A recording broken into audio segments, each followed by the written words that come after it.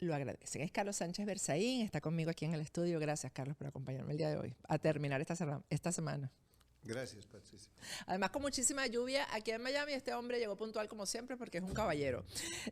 Eso sí es así. Bueno, Carlos, te preguntaba antes de entrar en la entrevista acerca de la cumbre de Brasil y me regañaste porque eso no es cumbre. Cuéntame.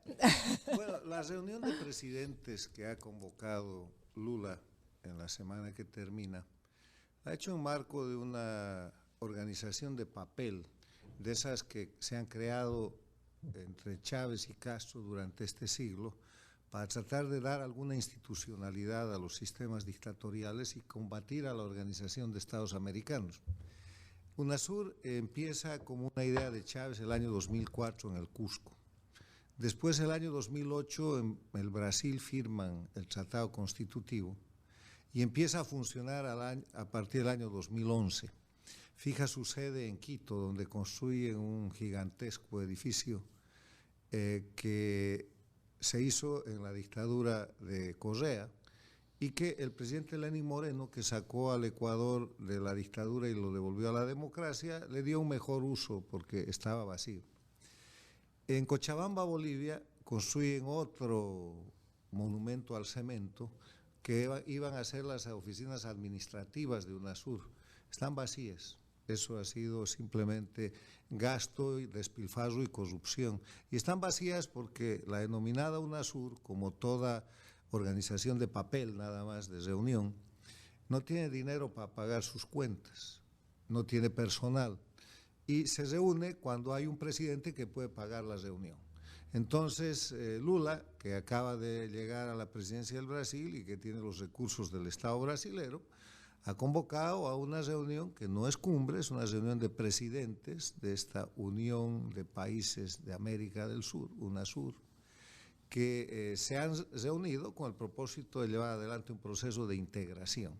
En verdad, ese era el pretexto para que Lula trate de lavar la cara a uno de los más altos representantes del crimen organizado en la región, del socialismo del siglo XXI, castrochavismo, Nicolás Maduro, el dictador de Venezuela, y en vez de lavarlo, lo que ha hecho es desnudarlo y ponerlo en evidencia, porque ha quedado muy claro que Nicolás Maduro es narcotraficante, es el jefe del cartel de los soles, hay 15 millones de dólares por su captura internacional, está en proceso de acusación bajo el Estatuto de Roma por crímenes de lesa humanidad, es un torturador, es un corrupto consumado, socio de Lula, porque juntos han montado, junto con Cuba, el famoso Lavallato o el famoso caso de Odebrecht y otras 17 empresas brasileras que con recursos federales del Brasil, porque eso era plata brasilera,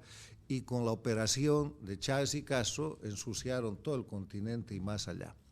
Entonces ha quedado muy claro que hay repudio contra esta dictadura violadora de derechos humanos y que ejerce en Venezuela, tal como sucede en Cuba, en Bolivia y en Nicaragua, en base a terrorismo de Estado, que es la comisión diaria de delitos desde el gobierno, para generar miedo en la población, de manera que con ese miedo se logren conductas que de otra forma no serían posibles.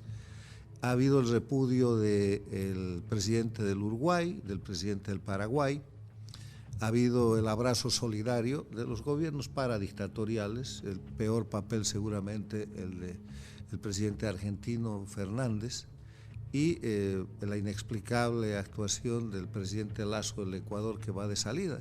Y la sorpresa de que el presidente chileno, que forma parte de este grupo del socialismo del siglo XXI, ha rechazado enérgicamente la presencia de Maduro y ha protestado contra Lula porque ha dicho que es muy claro que no es una narrativa, que fue la palabra que Lula utilizó para tratar de proteger a este delincuente, que no es una narrativa ni la violación de los derechos humanos, ni los problemas de que son víctimas los ciudadanos de Venezuela, porque él tiene en Chile esos problemas, tiene venezolanos que han salido expulsados por la dictadura, por la violación de derechos humanos, por el crimen que maneja Nicolás Maduro y que han ido a destrozar la economía y a generar un peso muy grave a Chile, hay algunos que son notables y están bien instalados, pero la mayoría Chile los ha tratado de sacar hacia el Perú y el Perú le ha cerrado la frontera y tiene un conflicto internacional. O sea que lo que hemos vivido esta semana es un intento de presentar como política al crimen organizado y una señal de fracaso y de repudio generalizado con estas instituciones de papel. La otra es la CELAC, tienen una serie de organismos que no son nada más que etiquetas que utilizan para tratar de mostrar señales políticas y tapar el narcotráfico, los crímenes de lesa humanidad, la corrupción y la impunidad de que están rodeadas estas 4 dictaduras. La dictadura jefe de Venezuela, la plataforma principal, la dictadura jefe Cuba, perdón, la plataforma principal Venezuela, y 2 dictaduras satélites que son Bolivia y Nicaragua, con 5 gobiernos paradictatoriales. Esto es muy importante porque el concepto de gobierno paradictatorial es nuevo y define un gobierno paradictatorial como aquel gobierno elegido democráticamente, en democracia, en un país con democracia, que sin embargo, por el hecho de haber sido financiado, soportado, promovido, de alguna manera ayudado a llegar a esa posición por el socialismo del siglo XXI o el castrochavismo, cuando toman el poder, se ponen al servicio de las dictaduras. 5 gobiernos, el más horrible y el más antiguo, el de López Obrador en México, que ha condecorado al dictador cubano Díaz-Canel, que trafica con Cuba recibiendo médicos esclavos a costa de la medicina mexicana que es tan buena, que compra piedras a Cuba, que le ha puesto alfombra roja y ha recibido a Maduro como si fuera un estadista cuando es en verdad un criminal, que ha usado México como plataforma para rescatar a Evo Morales cuando renunció y darle impunidad, y después junto con la Argentina retornar al dictador y mantener la dictadura en Bolivia. El otro gobierno es Fernández Kirchner de la Argentina, paradictatorial hasta la médula, al servicio de Cuba, Venezuela y rindiendo pleitesía ahora a Lula. Se van a fin de año, hay elecciones en octubre y ninguno de los dos, ni Fernández ni Kirchner, va a ser candidato. Hay mejores tiempos para la Argentina, que hoy día vive una crisis económica tremenda, al borde de entrar en default cada 2 o 3 meses. El siguiente gobierno por orden de llegada fue el del Perú. Castillo hizo un golpe de Estado, está en la cárcel, ya no está. El que sigue fue Chile, después Colombia con Petro, y el último es Lula en el Brasil. Y quedan 5 gobiernos paradictatoriales: México, Argentina, Chile, Colombia y Brasil, y discrepancias entre ellos, porque esta vez pateó el tablero el presidente chileno diciéndole a su colega Lula: ¿sabes qué? Maduro es un criminal y eso no es una narrativa. Independientemente de lo que uno pueda pensar de Boric, yo creo que eso fue el peso informativo de esa reunión de presidentes. Bueno, eso no ha sido ideología ni es un gran mérito, eso se llama realpolitik.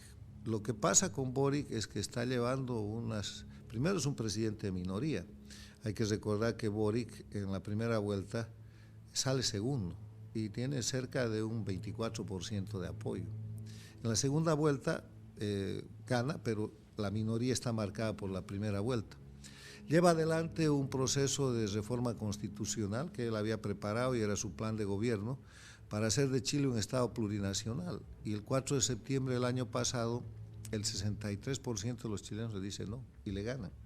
Entonces vuelve a poner un proceso de constituyente en marcha con la falacia de que la constitución actual de Chile es la constitución de Pinochet. No es cierto, es la constitución del presidente Lagos, que ya reformó la constitución de Pinochet, pero como esas cosas pegan, y esas son narrativas falsificadas de verdad, lleva a Chile a una segunda votación que ha sucedido hace unas semanas, y ha perdido, pero de una manera tremenda, al punto que los partidos de oposición tienen el control absoluto de la nueva constituyente.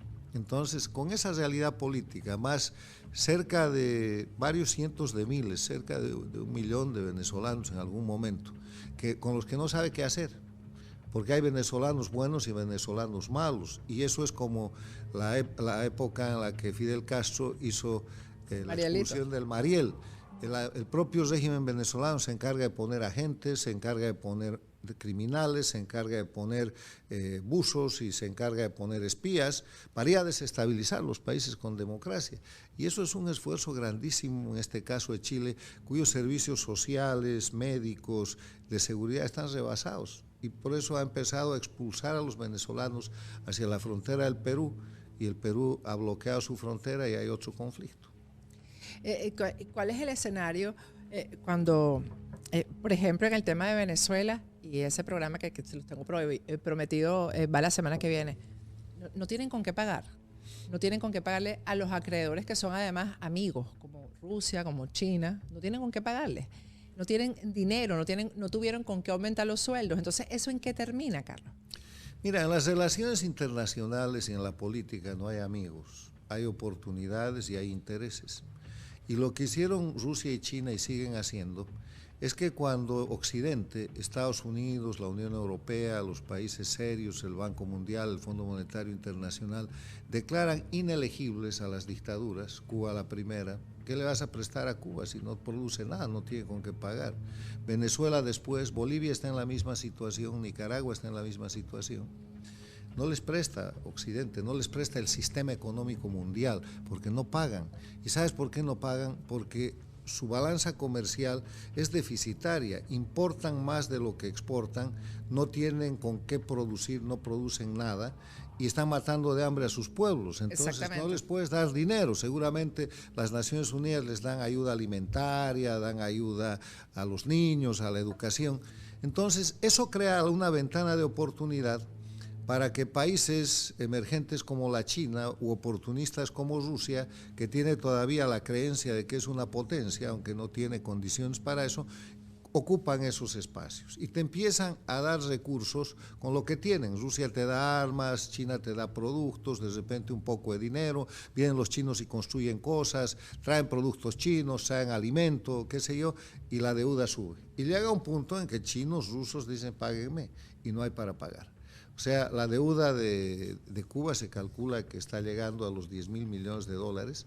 La de Venezuela es mucho mayor porque es un país más grande y no tiene cómo pagar. Hace rato que está en default con el sistema económico internacional y ahora están entrando en default con sus amigos, entre comillas, que nada, han hecho negocios de oportunidad. ¿Qué quieren los chinos? Quieren espacio económico, espacio geopolítico, quieren negocios, quieren expandirse, como todo país en crecimiento que aspira a ser una potencia. Lo mismo que los rusos. La diferencia entre China y Rusia es que China está creciendo porque China es capitalista después del gran proyecto que hicieron el presidente Nixon y su secretario de Estado Henry Kissinger, y Rusia está decreciendo después de que implosionó la Unión Soviética. Entonces no tienen con qué pagar y lo que vamos a ver es una situación muy crítica. Yo estoy dando una apreciación respecto a la que la gente a veces se sorprende. La caída y la desaparición de las dictaduras de América, de Cuba, de Venezuela, Bolivia y Nicaragua, ese es el orden de llegada, es el orden cronológico, por eso lo cito así. Está muy cerca, de repente es cuestión de meses o de muy pocos años, y está muy cerca por 4 razones. Primero, porque estas dictaduras no tienen pueblo. Para hacer gobierno se necesita pueblo. El respaldo popular de la dictadura de Cuba no llega al 5%. El de la de Venezuela está por debajo del 10%. Sí. La dictadura de Bolivia no llega ni al 15, menos al 20%, porque lo que tiene es un sistema falsificado de apoyo basado en criminales, los sindicatos cocaleros que producen coca y cocaína, los empleados públicos a los que han hecho crecer grandemente y que dependen del sueldo, pero es un apoyo falsificado, y los grupos criminales y de interés que giran alrededor de eso. Lo mismo que en Nicaragua. Nicaragua ha tenido que encarcelar a todos los candidatos para hacer una elección en la que dice que ha ganado el dictador Ortega. Entonces no tienen pueblo, primer elemento. Segundo elemento, no tienen economía. Esto que tú decías, o sea, todos estos países son improductivos, dependen del favor ajeno. Cuba se pasó desde el año 59 hasta el año 90, 91, dependiendo del dinero que le daba la Unión Soviética. Cuando se acabó la Unión Soviética, entró en su periodo especial, del 91 al 99, y lo salvó Lula, que con el Partido de los Trabajadores creó el Foro de Sao Paulo para sostener la dictadura. Estaban agonizando en la última lona y llega Chávez. Y Chávez le entrega a Venezuela dólares, petróleo y después Venezuela entera. Y eso está acompañado de un hecho que deberían hablar más los venezolanos, que es la muerte de Chávez. Y ahí hay un venezolano muy notable, que es Enrique Salas Romer, el gobernador que perdió la elección en el 99 frente a Chávez, que ha documentado en su libro que Chávez fue asesinado por Cuba. Y además de la documentación que él tiene, una grabación incluida, los hechos demuestran que eso es totalmente posible, porque muere Chávez y lo que pasa con Cuba es que se apodera de Venezuela, la vuelve su colonia, y en la disputa a la muerte de Chávez entre el castrismo venezolano y el chavismo venezolano, el castrismo con Maduro y el chavismo con Diosdado Cabello, obviamente gana el castrismo venezolano y estamos viendo el resultado, un país satélite. Entonces, no tienen economía. Bolivia está con crisis, no hay un dólar, las reservas están técnicamente en cero y se están robando las reservas de los ciudadanos, de los fondos de pensiones, a los trabajadores activos y a los trabajadores pasivos. Pasa lo mismo en Nicaragua. Primer elemento, no hay pueblo, no hay economía. Tercero, no hay narrativa. ¿Quién se cree hoy día el cuento de la revolución cubana? Es de risa. ¿Quién se cree la revolución bolivariana? O el proceso de cambio de Evo Morales y su gente, o la revolución sandinista, nadie. Son mentiras, son vistos como criminales, como narcos, como lo que son. La revolución tecnológica ha permitido correr el velo de la narrativa mentirosa que antes se imponía más fácilmente. Y el cuarto elemento, que es el elemento terminal, no tienen opciones. Para que Cuba se salve, ¿dónde hay otro Chávez que les va a regalar otra Venezuela y va a convertir a Venezuela en un país como Cuba? Porque no es que Cuba pasaba a ser Venezuela, que el año 1999 era el país más rico de Latinoamérica. Venezuela pasaba a ser como Cuba y como Haití y han desgraciado ese país. Entonces, no hay esa opción. Los rusos y los chinos les pueden dar recursos, pero, por ejemplo, a Bolivia ha pedido 10.000 millones de dólares en yuanes. Le han dicho, sí, pero nos entregues el salario de Uyuni, queremos el control de todo lo que es la zona de los pantanos, del Pantanal, que sale con el sistema pluvial hasta el puerto de Rosario, Argentina. Y en la otra mano, cuando los argentinos han pedido plata, han dicho que queremos la administración del canal y del puerto de Rosario para completar todo eso. Y cuando ha venido el presidente argentino a reunirse con Biden, Biden le ha dicho que es una de las cosas que no puede hacer. Entonces, eso está, no hay otro loco como Chávez que regale un país para salvar una dictadura y para liquidar el suyo. Entonces no hay opciones, se están cayendo y se están cayendo, Patricia, en presente continuo, está sucediendo. Esto que acaba de pasar en el Brasil es una señal de caída absoluta. Lo que acaba de pasar en España con la pérdida de Pedro Sánchez, que además de ser la pérdida de Pedro Sánchez y de ser la derrota del Partido Socialista Obrero Español, es la derrota de Podemos. Podemos es el castrochavismo en Europa, claro, es el partido hecho con dinero de Venezuela, con dinero de Bolivia, aportado por Chávez, por Maduro, por Evo Morales, y con toda la tecnología conspirativa, sediciosa y criminal de Cuba. Ese es Iglesias. Y ahora van a tener que, con el cambio de gobierno que viene, que empezar a rendir cuentas. Han tapado una serie de procesos que incluían los retiros y el llevado de dinero para enriquecer a esta gente y hacer el partido Podemos que con dinero las dictaduras de América Latina. O sea, se está cayendo en España el pilar fundamental donde las dictaduras latinoamericanas, el castrochavismo se pudo asentar con Pedro Sánchez y su socio Podemos. Acabamos de ver el repudio general en el Brasil a la maniobra de Lula para alabar al dictador Maduro. Hace unos meses ha caído en el Perú, sorprendido en un autogolpe, en un golpe de Estado, Castillo. Las instituciones han respondido y la democracia se ha consolidado. Boric en Chile no tiene más que darse la vuelta porque si no se cae. Así es. Petro está contra la pared porque es un gobierno de minoría. Y Lula va a empezar a tener problemas. Ha hecho una alianza tan grande para tratar de ganar la elección que ha terminado imponiéndose a Bolsonaro, que tiene un gabinete con 36 ministros. Yo no sé, yo he sido jefe de gabinete, no sé cómo haces para trabajar con 35 tipos más. Entonces es un gobierno imposible. Y el Brasil ya ha tenido de la mano de Lula el gran fiasco de ir a la China a hacer declaraciones sobre Rusia, sobre Ucrania y después tener que desmentirse y pedir disculpas, porque económicamente puede ser grandemente perjudicado. O sea, se están cayendo en tiempo presente, no pueden avanzar, está bloqueado absolutamente en México López Obrador y ha convertido ese país en varios narcoestados. Y ha generado la crisis del fentanilo que ataca a Estados Unidos y a otros países. O sea, en tiempo real está en un proceso de degradación que no puede sino terminar con la recuperación de la libertad y la democracia, porque en contraparte a eso, el pueblo cubano está empoderado. Hay un estudio de que desde el año 2021 en que se produjeron las manifestaciones, pese a la represión, pese a los presos políticos, a la tortura, cada día hay más manifestaciones, porque hay menos luz eléctrica, hay menos comida, hay hambre. Acaba de emitirse el informe del Programa Mundial de Alimentos de las Naciones Unidas y dice que la dieta del pueblo cubano que vive en Cuba tiene solamente el 36% de la proteína que necesita. Tiene menos del 50% de los carbohidratos que necesita y está en menos de 2/3 de las calorías. O sea, están matando técnicamente de hambre al pueblo. Y a eso además la dictadura cubana dice que a partir del próximo mes solo va a entregar, ya no hay pollo para todos, solo hay pollo para los menores de 10 años y para los ancianos mayores de 70. Así están, se están cayendo. Pero ¿y cómo es ese proceso de caída? Es lo que yo me pregunto, ¿no? Porque se están cayendo, pero se aferran, todavía tienen las armas para quedarse aunque la gente no los quiera. ¿Cuál es el proceso de caída?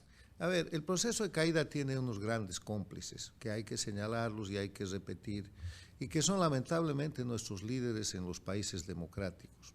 Las democracias de las Américas y el mundo tienen una gran factura pendiente con los pueblos oprimidos y con todos los países, con sus propios pueblos, porque las democracias en los últimos años, en este siglo, han tolerado, han consentido y han sostenido y sostienen las dictaduras. Todos los países tienen relaciones con Cuba, todos los países de las Américas, pero todos los países han firmado la Carta Democrática Interamericana, que es un tratado constitutivo obligatorio cuyo artículo primero dice: la democracia es un derecho de los pueblos de las Américas y es obligación de los gobiernos protegerla y defenderla.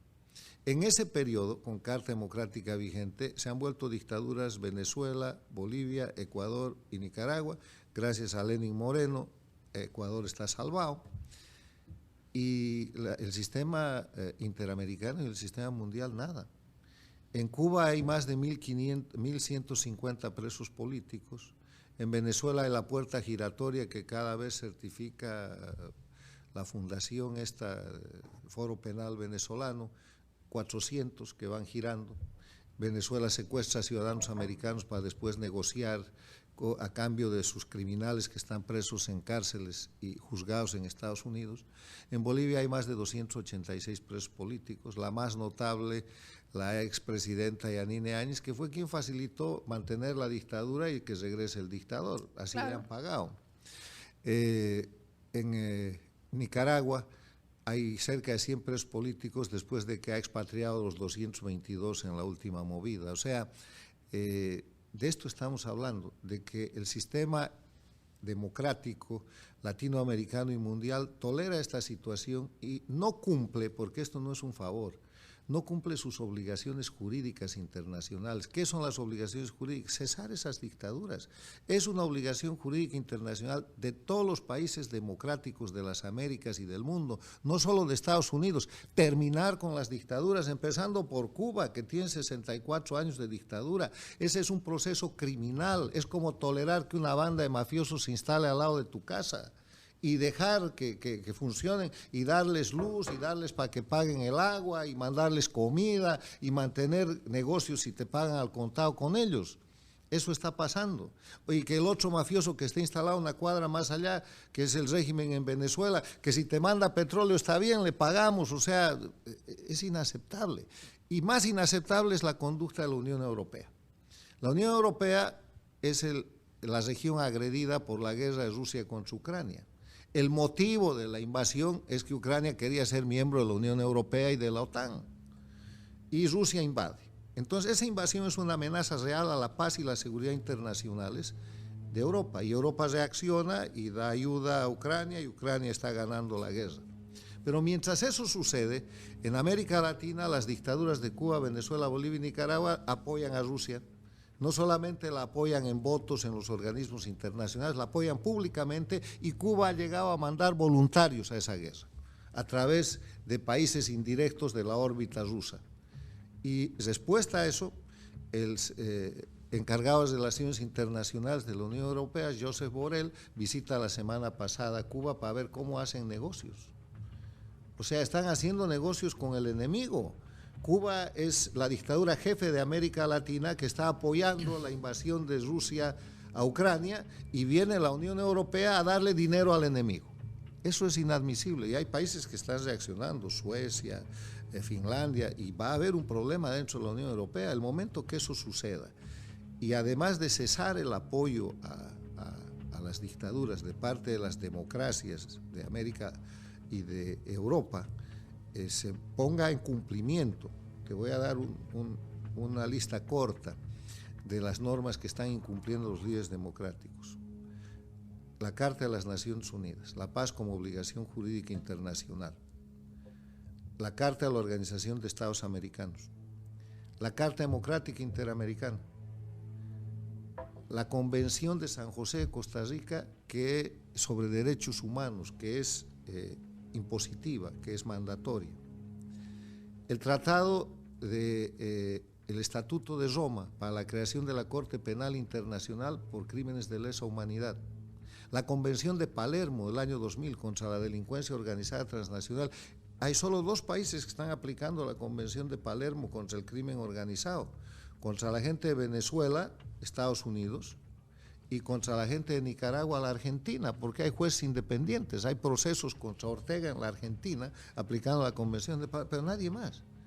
Entonces, ¿por qué no cumplen las obligaciones jurídicas internacionales y protegen a sus propios pueblos? Porque Cuba, Venezuela, Bolivia y Nicaragua, en su sistema del castrochavismo, el socialismo del siglo XXI, conspiran todos los días contra las democracias, y el resultado de esas conspiraciones son presidentes paradictatoriales como Petro en Colombia, como Boric en Chile, como Castillo en el Perú, y como López Obrador en México, y Lula en el Brasil.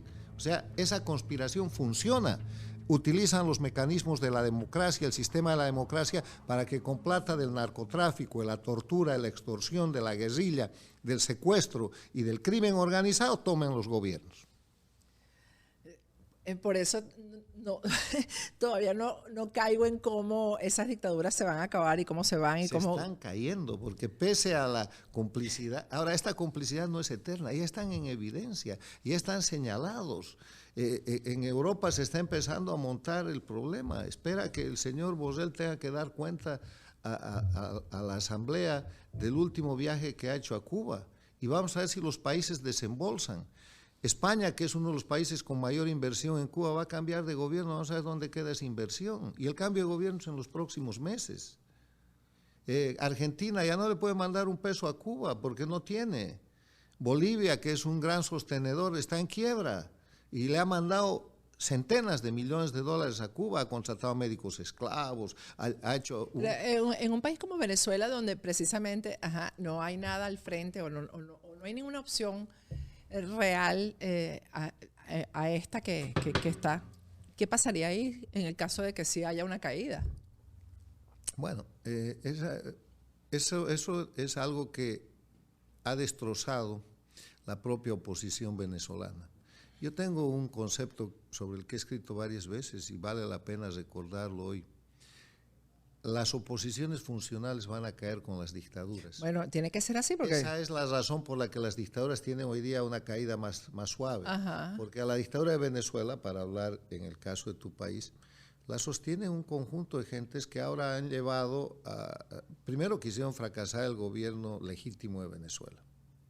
Fue un desastre. Lo mismo que en Bolivia hicieron fracasar el gobierno que tuvo que ser de transición de la señora Áñez. Después han hecho en algún momento a Maduro el dictador más estable de la región, pero ya se ha pasado eso, se pasa muy rápidamente. Y después han hecho la mesa en México, solo beneficios para Maduro. han ido al tema de Colombia, propiciado por Petro, otra fallida operación de lavarle la cara al régimen venezolano, y ahora están entrando en esta cosa de la elección. Una elección en dictadura, diagnóstico reservadísimo, porque las dictaduras electoralistas son aquellos países donde se vota pero no se elige, se conoce el resultado. Entonces, la oposición funcional va a caer con la dictadura, está cayendo con la dictadura porque ha perdido mucha credibilidad y hay la emergencia de muchos líderes locales. Esto va a ser una cuestión de construir desde la base nuevos países con gente que va a tener que ser rescatada de la esencia de lo nacional, en el caso venezolano, boliviano, en el caso nicaragüense, porque lo que pasa en estos países es exactamente lo mismo. En mi país la oposición funcional, Carlos Mesa, Jorge Quiroga, Samuel Doria Medina, Óscar Ortiz y una serie de alcaldes que hoy día están como rehenes diciendo que son oposición del gobierno. La misma cosa que los alcaldes. Tú puedes dar los nombres de los venezolanos. Dios mío, es lo mismo, es que es exactamente un esquema. ¿Sabes? Es que ese es el modelo impuesto por el castrochavismo. No es que eso era idea de estos infelices que se han vendido a la dictadura. Exacto. Es la idea de la dictadura que los recluta y les dice es la cárcel o es el exilio o es esto. Y se quedan como funcionales a la dictadura. Dios. Bueno, yo estoy aquí estupefacta. Gracias, Carlos. De verdad, una vez más. No, deberías tener esperanza. Porque, mira, lo primero para superar un problema es saber lo que te está pasando. Y esto está sobrediagnosticado. Lo segundo es conocer la situación de lo que causa la enfermedad. Y la situación de estos es de infelicidad total. Es un fracaso, es una miseria completa. Las dictaduras están en un proceso de franca caída. No están, su momento de mayor auge, que sé yo, habrá sido el 2009, el 2010, el 2011, cuando Chávez todavía vivía y después cuando Cuba tomó el gran liderazgo y fue a la Cumbre de las Américas donde Obama le dio la mano al dictador cubano y después reabrió relaciones con Cuba. Ese es el momento de mayor gloria. Pero desde entonces, con momentos en los cuales tratan de recuperarse, solo se están cayendo. Y el gran momento de la caída fue el 2019, que lamentablemente se desperdició en Venezuela por el gobierno legítimo de Guaidó, Leopoldo López y la gente. La historia los va a juzgar, eso ha sido un crimen. Y en Bolivia con la señora Áñez y el grupo con el que ella se metió, de nuevo, Jorge Quiroga, Doria Medina, Carlos Mesa, Óscar Ortiz, la historia los va a juzgar y el pueblo ya los está señalando. Entonces, están cayendo. La oposición funcional les ha dado un respiro que ha sido muy grave para Venezuela y Bolivia porque ha matado la moral, criminal, eso ha sido criminal. Ha liquidado la posibilidad de la libertad que se veía ahí a la puerta, en la puerta misma, a la vuelta de la esquina. Pero ahora estamos volviendo, los pueblos están en resistencia y las dictaduras están cada vez más débiles. Amén. Gracias, Carlos Sánchez Berzaín, además en nombre de toda la audiencia que siempre, de verdad, le encantan las entrevistas, las conversaciones con este señor.